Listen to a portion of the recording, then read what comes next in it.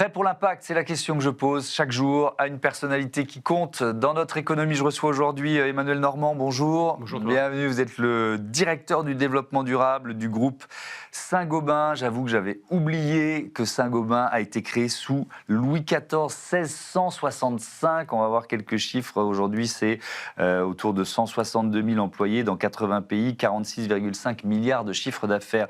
1665, c'est une vénérable bien dans son époque, on peut dire ça comme ça pour définir Saint-Gobain? C'est une jeune entreprise qui vient de fêter effectivement ses 360 ans, qui avait été créée au moment de la construction du château de Versailles, la galerie des glaces du château de Versailles. C'était son premier métier, le verre. Le verre reste un des métiers centraux de Saint-Gobain. Comme vous l'avez dit, aujourd'hui, le groupe s'est bien évidemment diversifié avec un marché principal, qui est le marché du bâtiment et des infrastructures. 85% des ventes de Saint-Gobain sont vers le bâtiment et l'infrastructure. Ceci à peu près sur toute la planète, avec des activités industrielles dans 80 pays et un peu plus de 160 000 employés.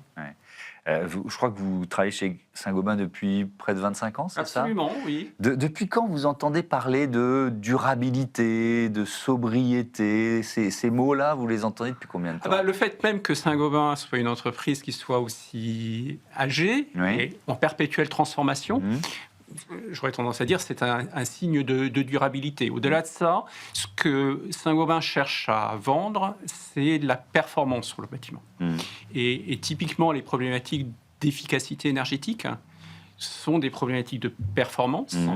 Et Saint-Gobain apporte des solutions pour améliorer l'efficacité énergétique des bâtiments. Et au-delà de ça, Saint-Gobain apporte des solutions pour globalement améliorer la durabilité des bâtiments. Donc, de fait, les questions de durabilité, comme on les appelle aujourd'hui, ça avait d'autres formulations par le passé, sont au cœur de la stratégie de Saint-Gobain depuis longtemps. Avec une ambition de devenir le leader mondial de la construction durable, c'est ça? C'est un peu le mantra du groupe. C'est en ligne avec notre raison d'être, qui est en anglais « Making the world a better home », cette ambition, effectivement, d'être le leader mondial de la construction durable. Alors, on va rentrer un peu dans le détail avec une stratégie RSE qui est très orientée décarbonation. Est-ce que vous pouvez nous la présenter, cette stratégie? Alors, la stratégie RSE, elle a en fait 3 piliers principaux. Et qui font écho aux tendances de fond sur la durabilité du monde du bâtiment. Un premier pilier, effectivement, autour des questions climat et énergie, qu'on résume, à nouveau, par un mot en anglais, une phrase en anglais, « to build a decarbonated home ». Un deuxième pilier autour, globalement, des problématiques de ressources, more performance with less.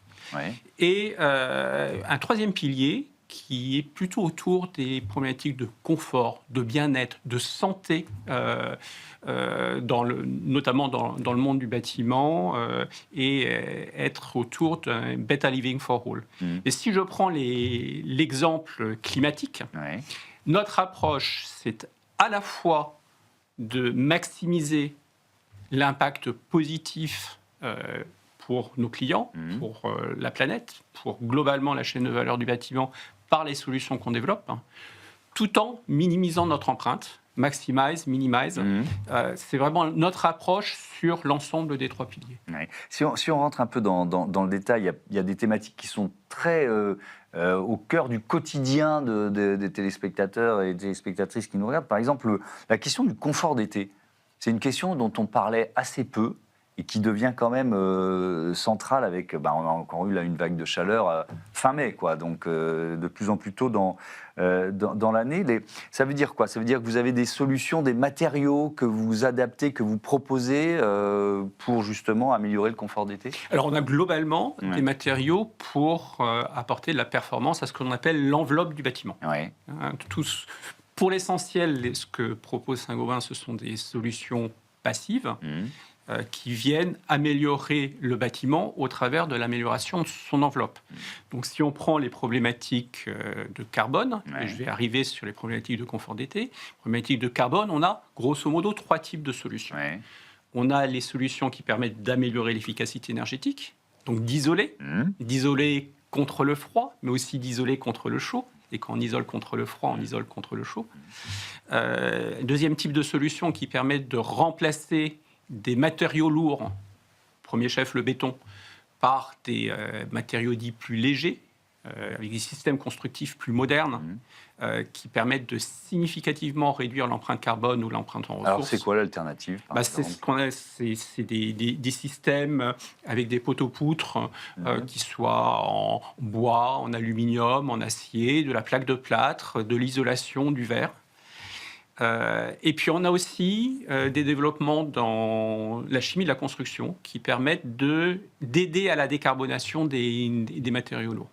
Et donc c'est toutes ces solutions qui, lorsqu'elles sont correctement mises en place avec la compréhension en matière de physique du bâtiment, de la façon d'agencer les différents matériaux, qui apportent de la performance, et donc qui apportent du confort en hiver, qui apporte du confort en été. Et le vrai sujet aujourd'hui, c'est, en France en particulier, de transformer le stock du bâtiment, de rénover les bâtiments pour permettre d'être plus résilient face aux vagues de froid ou aux vagues de chaleur. Ouais. Ça veut dire que vous innovez, vous réfléchissez encore en permanence à des nouveaux matériaux, à des évolutions de solutions qui existent déjà ? Alors, on réfléchit bien évidemment en permanence, on innove en permanence. Saint-Gobain est depuis bon nombre d'années parmi les entreprises reconnues comme les plus innovantes dans le monde. Ça veut dire que vous déposez beaucoup de brevets ? Donc on dépose énormément de brevets. On a un pourcentage significatif de nos ventes qui n'étaient de solutions qui n'existaient pas il y a 5 ans. Donc on innove en permanence, mais fondamentalement, les solutions, elles existent. Aujourd'hui, il n'y a pas besoin d'inventer. Aujourd'hui, on sait isoler un bâtiment, on sait isoler la plupart des bâtiments, on sait le faire de manière efficace. La question est moins dans l'invention d'un matériau que d'améliorer globalement l'efficacité d'un système, d'une chaîne de valeur, pour une mise en œuvre qui soit plus rapide, plus efficace et élargie. Et est-ce que pour être plus efficace, il faut aussi mieux former les professionnels du bâtiment ? Est-ce que Saint-Gobain y participe à ça ? Bien évidemment, ça fait partie des axes qui sont extrêmement importants. En France, on parle de plusieurs centaines de milliers d'artisans. Saint-Gobain, en France, c'est un réseau de distribution aussi, Point P. Toutes les enseignes Point P et bien d'autres, ce sont des enseignes qui sont quotidiennement en contact avec tous ces artisans. Et ce sont des enseignes qui, bien évidemment, forment ces artisans, notamment autour des métiers de la performance énergétique, qui accompagnent les artisans et les particuliers pour comprendre quelles sont les meilleures solutions de rénovation, quelles sont la meilleure façon de les financer, quel est le bon accompagnement à avoir lors de la réalisation de travaux. Alors, il y a un principe dans cette émission, l'invité du grand entretien pose une question à celui ou celle qui lui succède. Il y avait Virginie Delay, la directrice RSE de SGH Medical Pharma, qui est aussi présidente du SNITEM, qui représente les entreprises du secteur. Elle a une question sur l'eau, on l'écoute. Bonjour Emmanuel. On parle beaucoup de carbone, mais on parle encore assez peu de l'eau. Pour un groupe comme Saint-Gobain, c'est très, très présent industriellement. Comment abordez-vous aujourd'hui le sujet de l'eau dans votre stratégie climat, notamment avec des activités industrielles globales comme les vôtres ? Est-ce que c'est devenu un sujet aussi structurant que le carbone ? Absolument. Alors, juste en termes de chiffres, la consommation d'eau de Saint-Gobain, les prélèvements d'eau de Saint-Gobain, c'est autour de 40 millions de mètres cubes par an. De l'eau qui est principalement utilisée pour refroidir nos équipements industriels. Saint-Gobain, c'est beaucoup de fours, des fours verriers, des fours de céramique. Et donc, on a besoin d'eau pour les refroidir. Et on s'est donné un objectif, il y a déjà quelques années, de réduire de 50% nos prélèvements d'eau entre 2017 et 2030 et d'avoir 0 rejet d'eau dans les zones à très haut stress hydrique. D'accord. Et on travaille sur toute une série d'actions.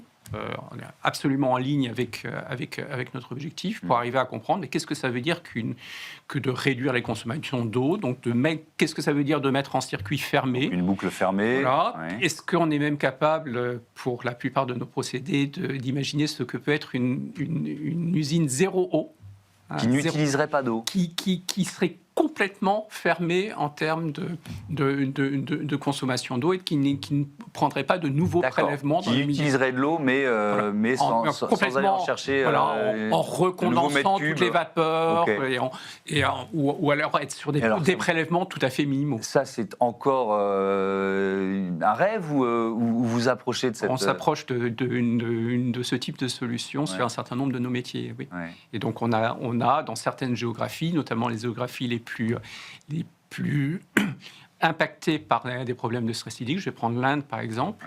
Ouais. Toutes nos usines en Inde sont déjà à zéro rejet et c'est un endroit où on teste ce type de solution. Ça veut dire qu'il y a des usines, entre guillemets, un peu pilotes. Absolument. Ouais. Oui, c'est comme ça que l'innovation industrielle se fait.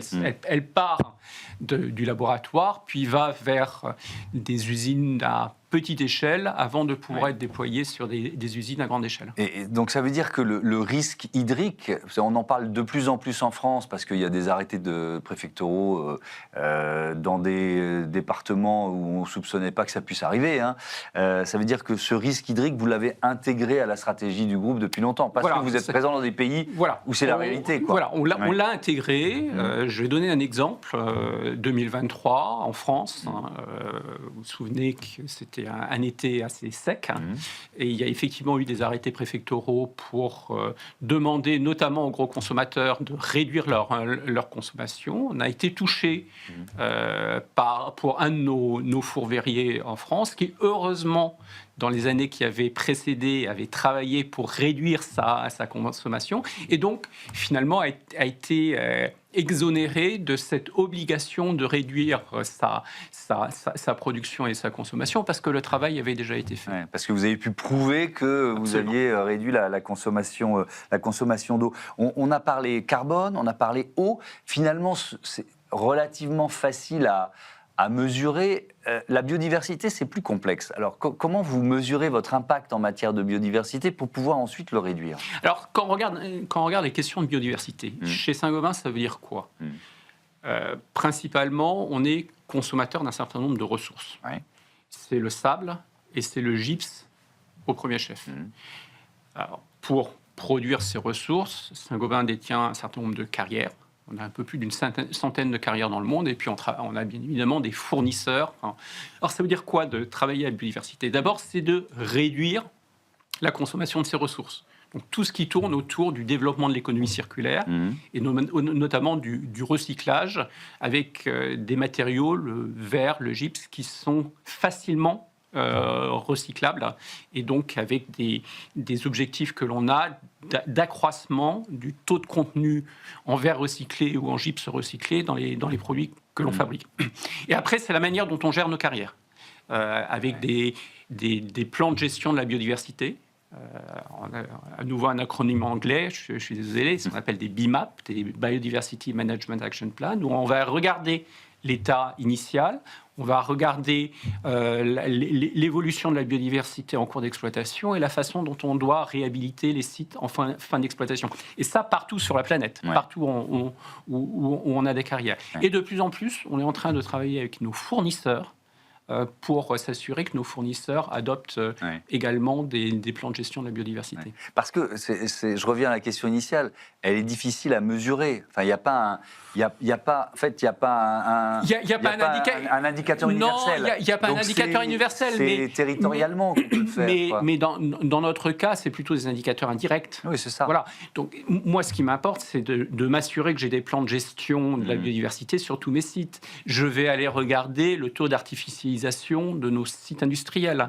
Je vais aller regarder le cycle de l'eau. Après, quel impact ça a, ou comment directement, en termes de richesse de la flore et de la faune, cette action va mener, ça, je ne sais pas le mesurer. Oui, mais personne ne peut vraiment le faire. Et d'une certaine manière, à mon niveau, ce n'est pas ça qui est important. Je comprends. Vous avez parlé d'économie circulaire comme un des moyens justement de réduire votre impact en matière de biodiversité sur les carrières. Ça veut dire quoi? Ça veut dire que vous avez intrinsèquement des matériaux qui sont facilement recyclables, donc c'était un atout de départ. Comment vous avez, qu'est-ce que vous avez mis en place comme stratégie pour l'améliorer, l'implémenter le plus possible et dans le plus de sites possible? Alors, premier élément, on s'assure déjà que nous, ce que l'on produit comme déchets, est valorisé. Donc, systématiquement. Systématiquement. On a aussi un objectif de réduction de 80% de nos déchets non valorisés entre 2017 et 2030. Et ça, à nouveau, sur toute la planète. Après, on a effectivement des matériaux qui sont facilement recyclables. C'est le verre, c'est le gypse. Ce qu'il faut, c'est arriver à travailler avec toute une série de partenaires pour que, lorsque on va aller déconstruire un bâtiment, je vais prendre l'exemple des fenêtres. Les fenêtres ne soient pas bénées dans une benne cassée et après avec du verre qu'on ne sait pas récupérer, mais soient récupérées proprement par des spécialistes qui vont aller amener ces fenêtres à un endroit où ils vont pouvoir être déconstruits proprement et trier, et nous récupérer le verre recyclé. Mais ça, c'est la volonté. Est-ce que les filières existent? Est-ce que les filières se mettent en place? Voilà, c'est ça. Voilà. Est-ce que les agents sont formés pour le faire? Parce que c'est lutter contre des décennies, voire plus d'habitude sur les chantiers. Je vais prendre l'exemple du gypse. En Europe, Saint-Gobain, c'est 100 000 tonnes de gypse recyclé provenant des chutes de construction et de la déconstruction. Dans le cas du verre, recyclage de verre de fenêtres en France, on est maintenant au-dessus de 10 000 tonnes. Et donc, on est sur des filières qui se structurent, qui croissent et qui sont une alternative à la mise en décharge. Je voudrais qu'on parle de réglementation environnementale. C'est vrai qu'elles sont à la fois ambitieuses en Europe et en même temps, elles ont été jugées trop complexes, donc on est en train de les simplifier avec les lois Omnibus. Évidemment, Saint-Gobain, vous étiez concerné par le bilan extra-financier, vous l'avez fait, vous allez continuer de le faire ? Évidemment. Alors d'abord, c'est un outil, quoi. Alors d'abord, ça fait plus de 20 ans qu'on publie l'information extra-financière. La CSRD est venue rajouter une couche en Europe. La CSRD est venue rajouter une couche de complexité. C'est indéniable. Trop de complexité. Trop de complexité. Et donc, le travail qui n'est pas tant un travail de retour en arrière, mais de comprendre de ce qui est l'essentiel de l'accessoire. Comment s'assurer d'avoir une information qui soit compréhensible, utile, qui soit relative à de l'action. Moi, c'est un mouvement que je trouve être positif, qui n'est pas forcément bien construit. Pardon de vous interrompre, il y a quand même un petit peu de retour en arrière, parce qu'il y a des entreprises plus petites qui aujourd'hui ne sont pas concernées alors qu'elles devaient l'être. Donc l'ambition... ça ne concerne pas Saint-Gobain? Non, mais je sais bien que ça ne concerne pas Saint-Gobain, mais là c'est une vision un peu plus générale. L'ambition de cette CSRD, elle a été quand même revue à la baisse. Parce qu'elle est partie d'une approche qui était un peu trop exhaustive, un peu trop complexe, et donc prendre un peu de temps pour le rendre plus pragmatique, plus accessible, sans remettre en cause l'ambition, j'avoue que c'est pas une démarche qui me paraît inutile. Quand on parle donc de cette ambition qui est celle de Saint-Gobain d'être le leader mondial de la construction durable, est-ce que ça se heurte à une logique de coût? C'est-à-dire, est-ce que ça coûte forcément plus cher dans les coûts de construction d'intégrer cette durabilité? Alors, avant de parler de coût, je veux parler de valeur. Est-ce que ça apporte de la valeur à nos clients? On a mesuré toutes les transactions dans le résidentiel en France et dans un certain nombre de pays européens pour comprendre quelle est la valeur d'un bien bien isolé efficaces énergétiquement, les DPE, A, B, par rapport à la moyenne du marché. Aujourd'hui, en Europe, on voit un prix, un price premium, c'est-à-dire une valeur du bien qui est entre 15 et 20% supérieur lorsque l'on a affaire à un bien qui est bien isolé par rapport à, on va dire, à la moyenne du marché, sans même parler des passoires énergétiques. D'accord. Et Est-ce qu'il coûte 15 à 20% plus cher à la construction? Alors, quand vous regardez la façon de faire ces bâtiments, non. Non. Mais la question ne se pose pas au moment où le design est réalisé entre solution A et solution B. C'est la façon de designer un bien et globalement l'approche qui est une approche de coût complet au moment de la conception jusqu'à l'identification des solutions. Et ça veut dire que ça devient un prérequis de tous les nouveaux chantiers, ce que vous êtes en train de nous décrire. Alors, si vous êtes en France... Ça dépend d'où? Ça dépend du pays. Si vous êtes en France, vous avez une réglementation qui s'appelle la RE 2020, qui est une des réglementations les plus matures sur la construction neuve au niveau mondial, et qui, qui est en train d'essaimer en Europe. Qui est en train d'essaimer en Europe au travers d'une directive qu'on appelle la directive sur la performance énergétique des bâtiments, qui est en train d'être mise en œuvre dans la plupart des pays européens. Et dans d'autres géographies, c'est moins la réglementation, plus des labels volontaires, des labels comme LEED, BREEAM, HQE, qui apportent énormément de valeur aux biens, lorsqu'on parle beaucoup de biens tertiaires, des bâtiments de bureaux, des centres commerciaux, mais des bâtiments de bureaux certifiés LEED Gold ou LEED Platinum, à nouveau, on parle de valeur des assets ou de valeur location de 15 à 20% supérieure à la moyenne du marché. Et aux États-Unis? En particulier aux États-Unis. Alors, c'est très vrai aux États-Unis, et avec une dimension nouvelle ces dernières années aux États-Unis, qui est la question de l'assurabilité des biens. Parce qu'on est face à une situation assez dystopique aux États-Unis, à la fois démantèlement par le gouvernement fédéral de toute une série de politiques, mais une multiplication des événements extrêmes, et donc un risque en matière d'assurabilité et beaucoup de régions aux États-Unis où il devient extrêmement compliqué d'assurer des bâtiments. Et une des réponses à l'assurabilité, c'est la construction durable. C'est la façon, parce qu'un bâtiment durable est fondamentalement un bon bâtiment, est un bâtiment qui est résilient, et on voit des compagnies d'assurance qui mettent comme condition de l'assurabilité toute une série de critères qui sont liés à la durabilité du bien. Mais est-ce que le directeur du développement durable que vous êtes a banni de son vocabulaire un certain mot quand il va aux États-Unis, un certain nombre de mots quand il va aux États-Unis? Vous savez, moi je ne discute pas avec le gouvernement fédéral. Voilà, donc la réglementation ou l'approche en matière de bâtiments aux États-Unis, elle se fait au niveau des villes, elle se fait au niveau des counties, elle se fait au niveau des États, elle ne se fait pas au niveau du gouvernement fédéral. Tiens, une petite question d'actualité sur cette quasi-fermeture du détroit d'Ormuz depuis 3 mois et demi maintenant, presque 4 mois.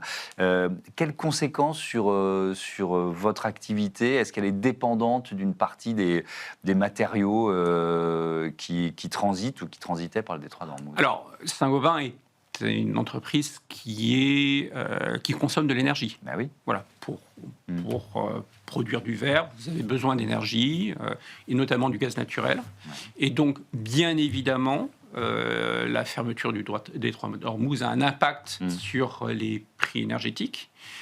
Et donc, bien évidemment, ça a un impact sur les coûts de Saint-Gobain. Ça a d'abord été sur les marchés asiatiques que vous l'avez ressenti un peu partout. Vous savez, c'est des marchés mondiaux. Hein. Le prix du gaz est au moins dans les grandes régions est lié au prix mondial. Donc oui, bien évidemment, ça a un impact. Ça a aussi un impact parce que... situation de tension, ça crée des incertitudes, et donc ça crée des incertitudes sur nos marchés. Mais le modèle de Saint-Gobain est un modèle qui est très local.